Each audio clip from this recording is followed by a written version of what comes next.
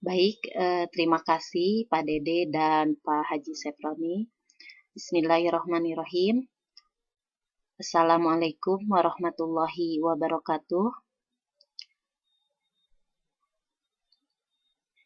Para instruktur yang saya hormati, Bapak dan Ibu yang berbahagia, puji syukur selayaknya kita panjatkan kehadirat Allah Subhanahu wa Ta'ala.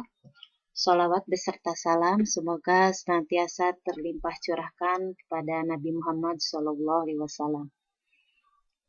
Ini merupakan sesi terakhir, mudah-mudahan Bapak dan Ibu masih semangat. Eh, Kalau tadi, sebelumnya saya mau bertanya, ini screen sudah tampilan sudah ada? Iya, baik. Saya akan, kalau tadi beberapa presenter membawakan materi yang aplikatif ya Bapak Ibu. Ini sedikit rada teoritis, tapi sebenarnya komunikasi dan motivasi itu tidak jauh dari kehidupan kita sehari-hari, terutama kita sebagai pengajar. Setiap hari kita selalu berkomunikasi, baik itu dengan peserta didik, dengan kolega kita, ataupun dengan atasan kita. Apakah komunikasi ini mempengaruhi motivasi? Mari kita simak bersama-sama. Saya sharing aja dengan Bapak dan Ibu, jadi nanti kalau ada yang mau menambahkan atau mengoreksi dipersilahkan. Sebelumnya juga saya akan memperkenalkan diri terlebih dahulu. Nama lengkap saya Sri Mariati, saya mengajar di SMP Negeri 1 Sukaresmi sejak tahun 2015. Sebelumnya saya pernah mengajar selama 6 tahun lebih di Cianjur Selatan, tepatnya di SMP Negeri 1 Cijati. Baik, saya akan mulai saja paparan materi untuk sesi malam ini. Mudah-mudahan ada ilmu yang bisa saya share sehingga pengetahuan Bapak dan Ibu bertambah. Baik, yang pertama akan saya bahas yaitu mengenai komunikasi. Komunikasi itu berasal dari bahasa Latin yaitu dari kata cum yang artinya dengan atau bersama dengan dan kata unit yang berarti satu. Dua kata tersebut membentuk kata communion yang dalam bahasa Inggris disebut communion yang berarti kebersamaan, persatuan, persekutuan, gabungan, pergaulan atau hubungan. Komunikasi ini memiliki 3 unsur utama. Yang pertama adalah komunikator atau sender atau pengirim. Komunikator ini adalah orang yang menyampaikan isi pesan kepada orang lain, baik itu perseorangan, kelompok, ataupun organisasi.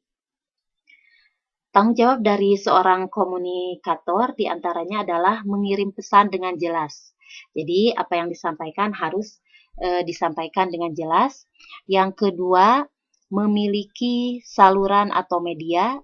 Dan yang ketiga, meminta kejelasan tentang pesan yang telah kita berikan. Nah, itu merupakan tugas dari seorang komunikator atau sender. Unsur komunikasi yang kedua yaitu komunikan atau receiver atau penerima. Nah, ini adalah tentu saja komunikan ini adalah rekan dari komunikator. Tugasnya yaitu menerima pesan yang disampaikan oleh komunikator. Nah, kalau ada komunikator dengan komunikan, tentu saja komunikasi tidak akan terjadi kalau tidak ada unsur yang ketiga, yaitu channel, saluran atau media. Nah, channel, saluran atau media ini bisa berbagai bentuk, apalagi di era digital seperti sekarang ini, tidak hanya media cetak, media elektronik, bahkan sangat maju sekali ya. Itu jadi Bapak Ibu unsur-unsur komunikasi itu ada 3, komunikator, komunikan, dan channel. Selanjutnya, proses komunikasi itu ada dua model, Bapak dan Ibu. Yang pertama adalah model linier. Sesuai dengan namanya, model ini hanya terdiri atas dua garis lurus dari komunikator kepada komunikan.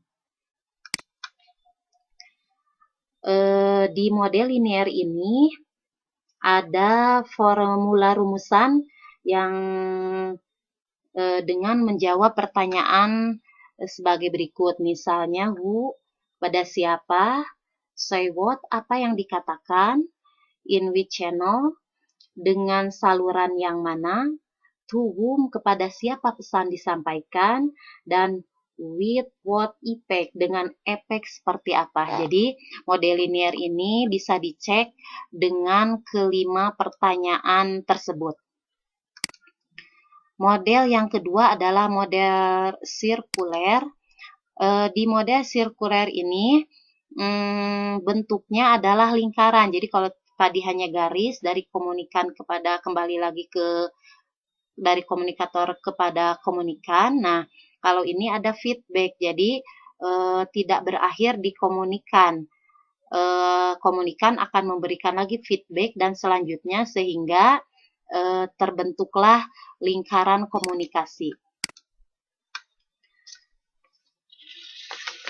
Selanjutnya mengenai bentuk-bentuk komunikasi. Secara umum, bentuk komunikasi itu ada dua, tentu Bapak dan Ibu sudah sangat mengetahuinya. Yang pertama adalah komunikasi verbal. Nah, komunikasi verbal ini bisa melalui berbicara, baik langsung maupun tidak langsung, tergantung media yang kita gunakan. Yang kedua, bisa melalui tulisan, baik media cetak maupun media elektronik. Jadi, komunikasi dalam bentuk verbal ini bisa dilakukan dengan dua cara. Selanjutnya adalah komunikasi nonverbal. Nah, kalau nonverbal ini bisa melalui beberapa cara. Yang pertama, misalnya dengan gesture atau isyarat. Yang kedua dengan gerak-gerik atau movement. Yang selanjutnya dengan barang. Kemudian dengan waktu dan cara berpakaian. Nah, saya jelaskan sedikit, misalnya untuk cara berpakaian, kita bisa mengetahui orang tersebut itu jenis kelaminnya laki-laki atau perempuan, salah satunya adalah dilihat dari cara berpakaian. Nah, itu merupakan salah satu contoh bentuk komunikasi nonverbal. Bagaimana cara membangun komunikasi yang efektif sehingga pesan yang kita berikan itu bisa sampai kepada komunikan? Ada beberapa aspek yang harus terpenuhi. Yang pertama adalah kejelasan atau clarity. Jadi, saat kita menyampaikan pesan, bahasa ataupun informasi yang disampaikan harus jelas, sehingga pesan yang kita sampaikan bisa dimengerti. Misalnya begini, kan kita dalam kehidupan sehari-hari sering ambilkan anu atau diapakan ini. Nah, itu kan sangat tidak jelas apa yang kita sampaikan. Jadi kita itu harus menyampaikannya, tolong ambilkan tas itu misalnya. Jadi harus ada kejelasan. Yang kedua adalah ketepatan atau akurasi. Bahasa dan informasi yang disampaikan harus betul-betul akurat atau tepat. Jadi, harus sesuai dengan informasi yang benar. Jadi, ketepatan atau akurasi adalah salah satu aspek untuk membangun komunikasi yang efektif. Selanjutnya adalah konteks. Konteks ini harus sesuai dengan keadaan dan lingkungan tempat komunikasi terjadi ya. Jadi kalau kita berkomunikasi dengan orang desa berarti kita harus menyesuaikan dengan konteks yang mereka mengerti. Selanjutnya adalah alur atau flow. Kerunutan alur bahasa harus kita perhatikan sehingga kita bisa membangun komunikasi yang efektif. Yang terakhir adalah budaya atau culture. Jadi kita itu dalam berkomunikasi harus juga memperhatikan tata krama dan etika. Jadi harus sopan, itu merupakan aspek yang harus kita perhatikan dalam membangun komunikasi yang efektif. Selanjutnya adalah strategi. Jadi strategi apa yang bisa kita gunakan untuk membangun komunikasi yang efektif. Yang pertama adalah mengetahui mitra bicara atau audiens. Tentunya Bapak dan Ibu sudah sangat paham, terutama sebagai pendidik, dengan siapa kita berbicara. Kalau kita berbicara sebagai guru di depan peserta didik, tentunya akan berbeda saat kita berbicara dengan kepala sekolah sebagai atasan kita. Selanjutnya, strategi untuk membangun komunikasi yang efektif yang kedua yaitu dipahami oleh audiens. Saat kita berbicara misalnya dengan anak-anak, bagaimana kita menyampaikan agar audiens tersebut mengerti apa yang kita sampaikan. Selanjutnya adalah mengetahui tujuan. Untuk apa kita menyampaikan pesan tersebut. Jadi kita jangan sembarangan berbicara, tentunya harus ada tujuan yang hendak kita capai. Yang selanjutnya adalah memperhatikan konteks. Jadi di sini kita harus memperhatikan keadaan atau lingkungan pada saat kita berkomunikasi. Berperan sebagai apa saat kita berkomunikasi. Itu Bapak dan Ibu beberapa aspek dan strategi saat kita ingin membangun komunikasi yang efektif. Nah, kita beranjak ke motivasi. Ada beberapa teori atau pendapat para ahli mengenai definisi motivasi ini. Yang pertama diungkapkan oleh Carlis Howard. Beliau mendefinisikan motivasi sebagai sesuatu yang memberi energi, mengarahkan, memelihara, dan mempertahankan perilaku. Nah, selanjutnya juga ada definisi motivasi dari Froome dan Victor. Mereka mendefinisikan motivasi sebagai proses mengarahkan pilihan-pilihan yang dibuat oleh perorangan atau bawahan di antara berbagai aktivitas alternatif yang dilaksanakan dengan sukarela. Definisi motivasi selanjutnya adalah motivasi adalah semua pengaruh yang mengubah perilaku. Ada beberapa langkah saat kita akan memotivasi karyawan atau anggota organisasi umum. Yang pertama adalah kenali karyawan atau anggota. Jadi kalau kita bertindak sebagai manajer, harus tahu pada tingkat apa masing-masing individu akan bekerja atau apa yang ingin dicapai. Jadi kita itu sebagai atasan lah harus mengetahui apa yang ingin dicapai oleh bawahan kita. Selanjutnya, komunikasi dengan karyawan atau anggota organisasi yang kita pimpin. Jadi, mereka itu harus berkomunikasi dengan karyawan pada sesuai dengan kebutuhan. Nah, yang terakhir, saat kita memotivasi anggota bawahan atau karyawan adalah dengan membantu karyawan untuk mencapai sehingga karyawan atau bawahan kita itu merasa puas. Nah, dalam motivasi ini ada beberapa teori yang akan saya sampaikan. Di antaranya adalah teori kompetensi.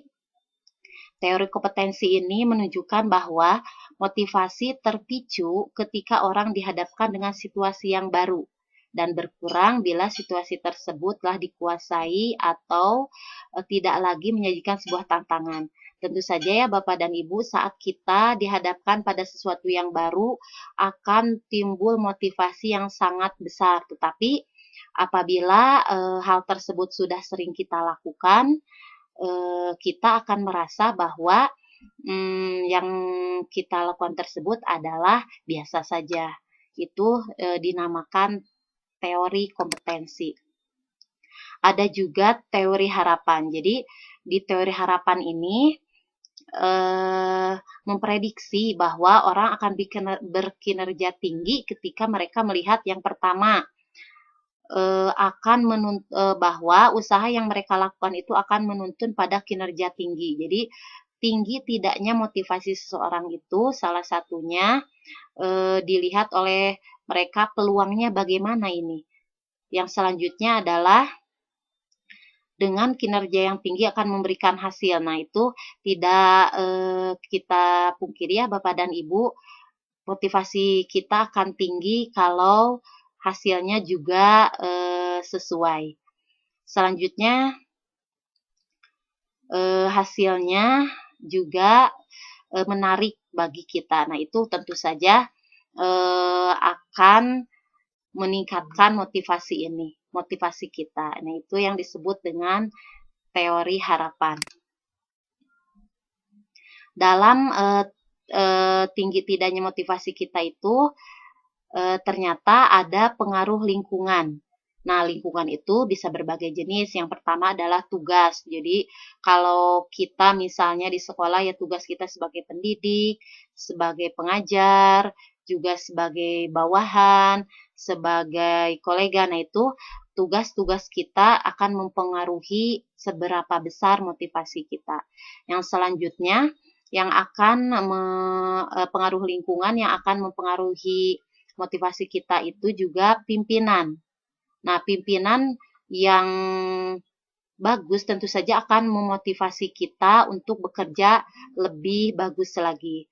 Selanjutnya kolega kita, teman kerja kita juga akan mempengaruhi besar tidaknya motivasi kita untuk lebih maju.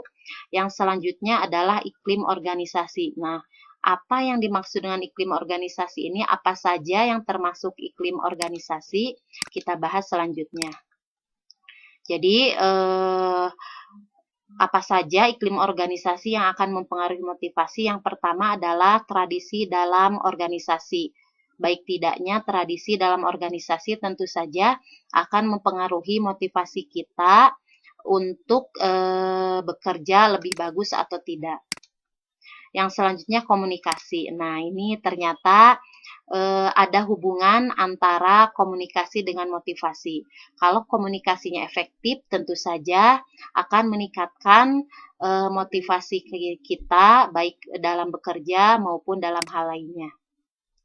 Yang selanjutnya adalah tujuan, kebijakan, dan prosedur formal administrasi. Yang tentu saja ini juga akan berpengaruh terhadap motivasi kita. Kemudian, nah, kondisi fisik juga ternyata Bapak Ibu mempengaruhi motivasi kita seperti pencahayaan, ruangan, suara, jarak, warna, suhu. Nah, saya ingin sedikit berbagi mengenai jarak misalnya. Jarak antara rumah kita misalnya dengan tempat kerja tentu saja akan mempengaruhi motivasi kita dalam bekerja. Pengalaman saya bekerja jauh dari rumah sekitar kurang lebih 80-100 km lah dari rumah ke tempat kerja, motivasi itu turun naik Bapak dan Ibu. Jadi tentu saja ini terbukti bahwa kondisi fisik juga mempengaruhi tingkat motivasi kita. Selanjutnya adalah filosofi manajemen, gaya, dan struktur. Jadi, bagaimana manajemen yang dikelola itu juga akan mempengaruhi motivasi kita. Kemudian, yang terakhir adalah kontrol dan sistem penghargaan. Jadi, kalau ada kontrol dari atasan atau sistem penghargaan yang diberikan atas kinerja kita, tentu saja akan meningkatkan motivasi kita dalam bekerja. Demikian, Bapak dan Ibu, iklim organisasi yang mempengaruhi motivasi. Nah, seperti apa komunikasi terhadap motivasi? Jadi, komunikasi ini bisa disebut sebagai modifikasi perilaku karena memiliki tujuan. Intensitas komunikasi manajerial dan perhatian yang diberikan kepada karyawan atau bawahan atau anggota organisasi akan mempengaruhi tingkat motivasi dari individu yang terlibat. Jadi, apabila komunikasi yang dibangunnya efektif, perhatiannya bagus, insya Allah motivasi dari individu yang terlibat akan juga meningkat.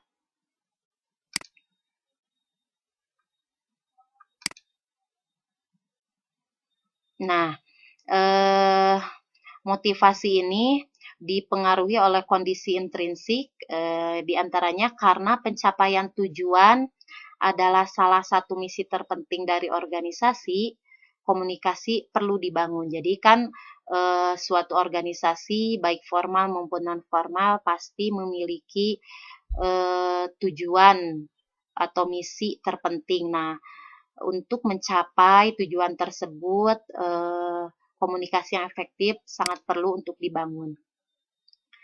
Komunikasi sangat penting untuk memotivasi seluruh anggota sehingga bergerak maju untuk mencapai tujuan, baik itu tujuan individu maupun tujuan organisasi.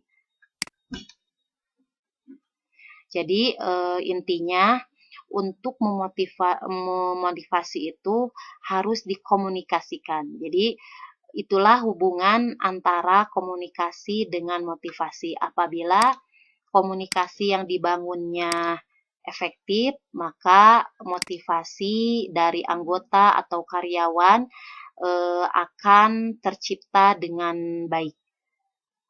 Itu mungkin Bapak dan Ibu yang ingin saya share mengenai komunikasi dan motivasi. Sebenarnya saya juga tidak menguasai begitu banyak. Apabila ada yang ingin didiskusikan, mari kita bahas bersama-sama. Demikian Bapak dan Ibu, saya kembalikan kepada Pak Dede sebagai moderator.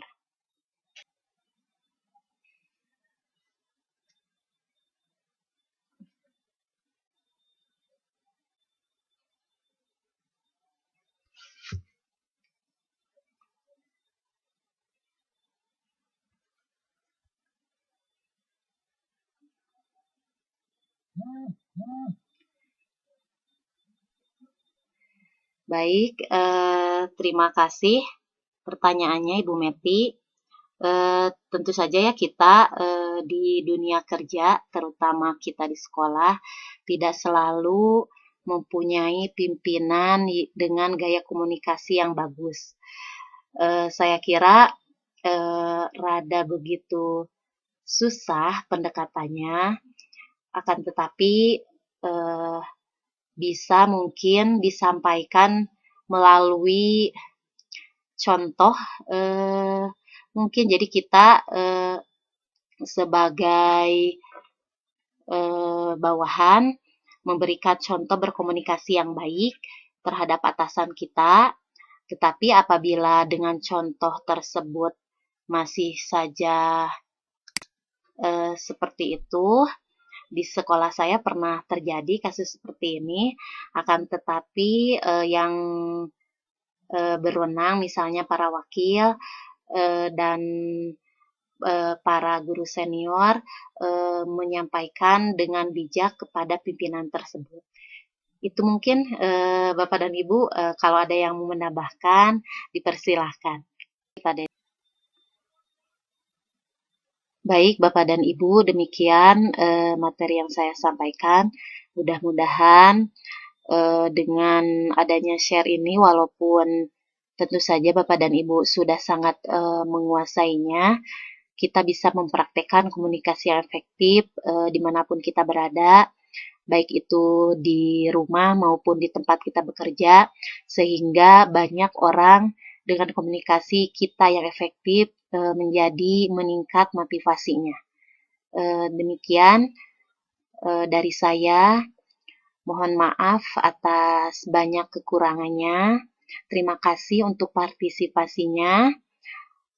Terima kasih Pak Dede sebagai moderator dan Pak Haji Seproni sebagai host. Billahi taufiq wal hidayah.